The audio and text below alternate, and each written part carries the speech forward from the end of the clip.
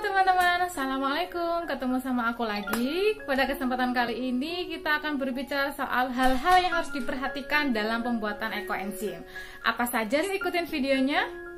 Dalam pembuatan ekoenzim ada 3 unsur yang harus digunakan, yaitu unsur molase atau gula, kemudian air, dan yang ketiga adalah bahan organik. Kita berbicara yang pertama dulu soal air. Air yang digunakan pada pembuatan ekoenzim yaitu adalah air apapun, yang penting air bersih yang tidak tercemar. Bisa menggunakan dengan air sumur, bisa menggunakan air tetesan AC, bisa menggunakan air PDAM, ataupun air apapun yang digunakan di rumah. Kemudian soal molase atau gula. Molase yang digunakan itu adalah gula Jawa atau gula aren. Jadi gula Jawa disarankan dan molase juga disarankan. Yang tidak disarankan dalam pembuatan ekoenzim yaitu gula pasir. Terus kemudian bahan organik. Bahan organik yang digunakan dalam pembuatan ekoenzim yaitu 70% kulit buah dan 30% dari sayuran. Dari sayuran itu artinya batang-batang yang biasanya dibuang ketika sudah mau masak, yaitu batang kangkung, batang bayam, lalu batang brokoli, batang bunga kol, kembang kol, itu bisa digunakan apapun itu. Namun beberapa pengalaman yang sudah diberikan oleh orang-orang yang sudah membuat ekoenzim, kol kobis itu jangan digunakan karena itu akan membuat sumber bau tidak enak pada saat hasil dari ekoenzim yang kita buat. Komposisi 70% kulit buah dan 30% dari sayuran harus dipatuhi karena untuk membuat ekoenzim yang wangi dengan bau yang enak itu harus komposisi yang tepat seperti itu. Kulit buah dan 30% datang dari sayur-sayuran yang akan dibuang. Kemudian apa yang tidak boleh, bahan organik yang tidak boleh digunakan, yaitu apapun bahan organiknya, sayur-sayuran ataupun apapun yang sudah dimasak atau direbus atau yang hampir membusuk, itu jangan menggunakan hal itu. Kemudian kulit telur, lalu tahu, tempe, terus daging. Kulit buah yang tidak boleh digunakan yaitu kulit alpokat, kemudian dagingnya kelapa atau kulit kelapa, atau yang keras, yang sulit untuk dihasilkan enzimnya. Kemudian alpokat kenapa tidak disarankan? Karena alpokat itu mengandung minyak. Jadi pada saat pembuatan ekoenzim, alpokat tidak disarankan karena akan berminyak. Mahkota nanas tidak disarankan karena mahkota nanas itu bergerigi atau berduri, sehingga pada saat nanti memanen tangan kita akan terluka karena enzim tersebut akan diperas sehingga tidak aman ke tangan kita itu.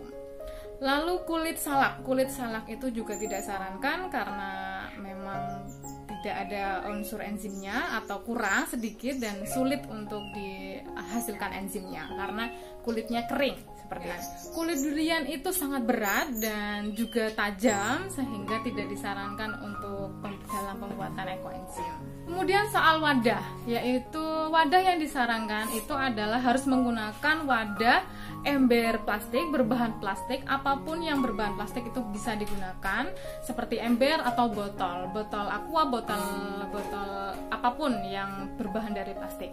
Namun lebih disarankan lagi lebih menggunakan ember yang bermulut lebar karena pada saat pembuatan ekoenzim akan mengeluarkan gas yang akan menimbulkan ledakan jika pembungkusnya atau bahan yang digunakan, ember yang digunakan itu adalah ember yang bermulut sempit atau menggunakan botol. Jika memang kesulitan dalam penempatan atau wadah ember, teman-teman bisa menggunakan botol, namun harus disiasati. Jadi pada saat pembuatan ekoenzim dari hari pertama sampai 10 itu ekoenzim akan mengeluarkan gas sehingga tutup botol itu harus sering dibuka, namun tidak dibuka langsung dibuka seperti ini, tapi dibuka sedikit demi sedikit untuk mengeluarkan gas yang dihasilkan oleh ekoenzim ini. Hari pertama, kedua, 3, 4, 5 sampai hari ke-10 itu harus rajin-rajin membuka botol. Sehingga lebih amannya disarankan menggunakan ember saja. atau ember bekas es krim atau ember bekas glassnya donat, itu juga bisa digunakan. Kemudian ekoenzim tidak pernah expired. Ekoenzim akan lebih memiliki power yang sangat besar ketika semakin lama semakin disimpan. Selama botol yang digunakan atau wadah yang digunakan penyimpanan ekoenzim tersebut itu selalu rapat dan tidak terkontaminasi oleh udara. Lalu, apakah mungkin teman-teman ada yang khawatir ekoenzim itu baunya busuk nggak sih? Baunya ekoenzim yang benar adalah baunya tidak busuk, tidak pernah busuk. Baunya wangi jika komposisi bahan organiknya itu benar ya, Mam. Jadi komposisi 70% bahan organik dari kulit buah itu harus dipatuhi sehingga akan menghasilkan ekoenzim yang wangi, baunya wangi. Enak sekali. Saya sudah mencobanya di dalam kamar. Saya letakkan ekoenzim yang masih dalam proses fermentasi. Baunya sangat enak gitu. Kalau misalkan tidur tuh seripit-seripit, baunya harum sekali. Apalagi kalau bahan organik yang digunakan banyak, dari 10%-nya itu adalah kulit nanas, kulit jeruk apapun itu sangat menghasilkan bau yang sangat harum sekali. Itu ekoenzimnya sangat luar biasa. Lalu tanda-tandanya apa sih ekoenzim yang pada saat dipanen itu berhasil? Tanda-tandanya itu adalah baunya itu bau-bau alkohol, bau seperti bau alkohol, karena proses ekoenzim pada saat bulan pertama itu adalah alkohol, yang bulan kedua itu asam, proses asam, baru yang ketiga itu proses enzim. Dan pada saat panen baunya itu sangat enak sekali, sangat seperti alkohol, seperti enak. Hal lagi yang harus diperhatikan, ember yang pada saat pembuatan ekoenzim harus rapat serapat-rapatnya, karena proses fermentasi ini adalah proses anaerob atau proses tanpa udara.